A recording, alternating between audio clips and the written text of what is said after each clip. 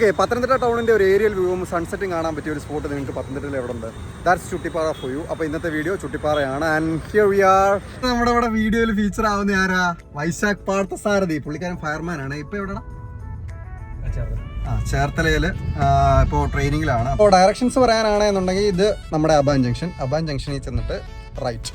ഇനി കുമ്പഴയിൽ നിന്ന് വരുന്നവരാണ് എന്നുണ്ടെങ്കിൽ നമുക്ക് അവിടെ ഫയർ സ്റ്റേഷൻ ഉണ്ട്. ഫയർ സ്റ്റേഷൻ റോഡിലോട്ട് ടേൺ എടുക്കുക. ഇത് പത്തനംതിട്ടയുടെ ജില്ലാ ജയിലല്ലേ? ജില്ലാ സബ് ജയിൽ എന്നല്ലേ പറയാം. Okay, sub jail. അപ്പോൾ നമുക്ക് കുറച്ചുകൂടെ മുമ്പോട്ട് പോയിട്ട് ഇവിടുന്ന് റൈറ്റ് എടുക്കുക. കണ്ടോ, ഈ ഒരു fire and rescue station Pathanamthitta എന്ന് പറഞ്ഞ് കിടക്കുന്നുണ്ടോ? അപ്പോൾ ഇവിടെ നമ്മൾ അങ്ങോട്ട് കയറുകയാണെന്നുണ്ടെങ്കിൽ, നമ്മൾ കാറിൽ വരികയാണെന്നുണ്ടെങ്കിൽ നമുക്ക് എന്താ വണ്ടി അവിടെ കൊണ്ടുപോയി സേഫായിട്ട് ഇട്ടിട്ട് നമുക്ക് ആ ഒരു ചുട്ടിപ്പാറ ഹൈക്ക് എടുക്കാൻ പറ്റും. ശ്രദ്ധിക്കേണ്ട കാര്യം, ഇവർക്ക് കോൾ വരുവാണെന്നുണ്ടെങ്കിൽ വണ്ടി ബ്ലോക്ക് ചെയ്യാതെ എവിടെയെങ്കിലും ഒതുക്കി കൊണ്ടുപോയി സൈഡിൽ കൊണ്ടിടുക. ഇവിടെ ഓഫീസേഴ്സ് ഉണ്ടാവും, അവരോട് ചോദിച്ചിട്ട് വണ്ടി ഇവിടെ ഇടാൻ പറ്റുമോ എന്ന് ചോദിച്ചിട്ട് വണ്ടി എവിടെയെങ്കിലും സൈഡിൽ ഒതുക്കി കൊണ്ടിടുക കേട്ടോ. വൈശാഖ് നേരത്തെ ഇതിൻ്റെ അപ്പുറത്തെ സൈഡിലാണ് താമസിച്ചുകൊണ്ടിരുന്നത്. അപ്പോൾ ഇവിടെ പോസ്റ്റിംഗ് കിട്ടുമായിരുന്നുണ്ടെങ്കിൽ അവൻ അവിടെ നിന്ന് നേരെ താഴോട്ട് ഇങ്ങോട്ടിറങ്ങി ചെന്നാൽ മതിയായിരുന്നു. അപ്പം Chuttippara is part of western guts, പശ്ചിമ മലനിരകളുടെ ഭാഗമാണ്. അപ്പോൾ പശ്ചിമ മലനിരകൾ എവിടെ തൊട്ട് എവിടെ വരെയാ? ഗുജറാത്ത് തൊട്ട് തമിഴ്നാട് വരെ.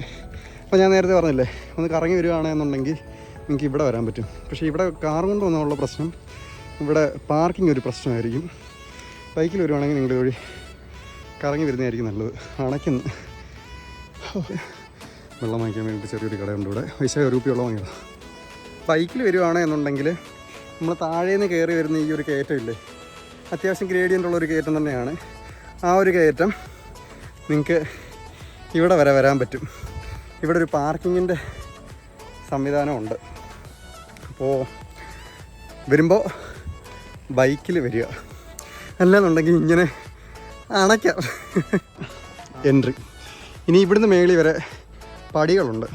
അപ്പം പയ്യെ നമുക്ക് അങ്ങോട്ട് കയറി തുടങ്ങാം. 30 അടുക്കാറായപ്പോഴത്തേക്കിനും മലയുടെ പകുതി പോലും കയറാൻ പറ്റുന്നില്ല.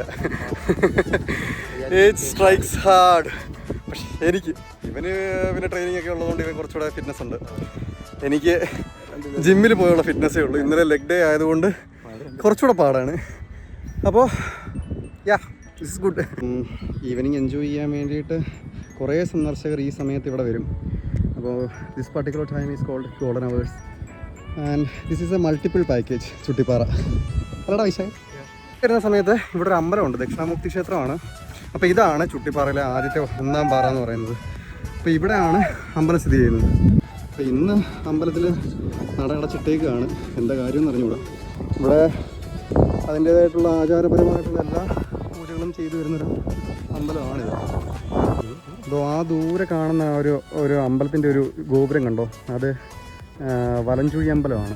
വലഞ്ചുഴി അമ്പലത്തിൻ്റെ ഒരു പ്രത്യേകത എന്താണെന്ന് പറയുകയാണെന്നുണ്ടെങ്കിൽ, അമ്പലത്തിന് ചുറ്റും ഇങ്ങനെ റൗണ്ടായിട്ട് എന്താണ് പുഴ ഒഴുകുന്ന അമ്പലമല്ലേ അല്ലടാ?